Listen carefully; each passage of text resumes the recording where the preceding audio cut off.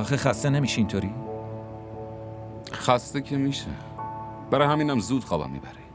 مگه نمیبینی به موقع میام شرکت؟ چقدرم سر حاله. خیلی خب، یه چیزی رو بهم بگو. اگه اون برگرده و عذرخواهی کنه، به پات بیفته، عشق بینتون رو قسم بده، تو چی کار میکنی؟